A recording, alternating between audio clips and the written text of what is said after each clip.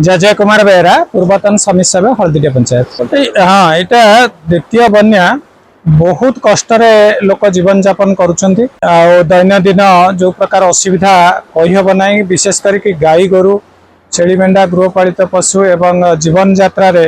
medical यही सब प्रकार असुविधा बहुत हो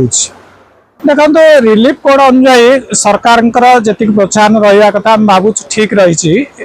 चाउल तो बीपीएल लोक जहाँ पाँच बाकी रहा गोरु दाना एवं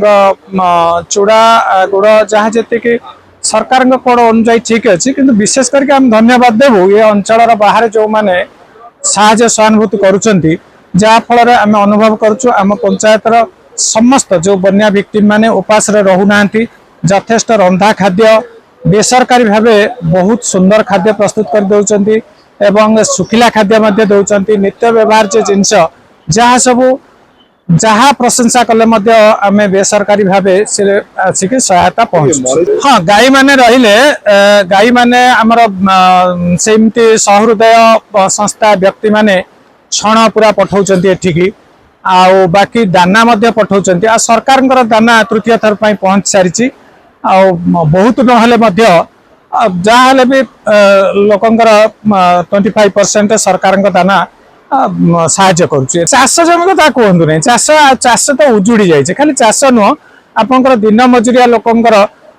संस्था उजुड़ी जाए चाष उजुड़ी जाए गाई गोरु जो मैंने पालन करके गोटे गोपाल बस्ती अच्छी से निकटस्थ मार्केट पर निर्भर करती डे टू डे रोजगार से बंद हो जाए ये सब तो बहुत बड़ क्षति हो जाए ये जो प्रकार घाई गोटे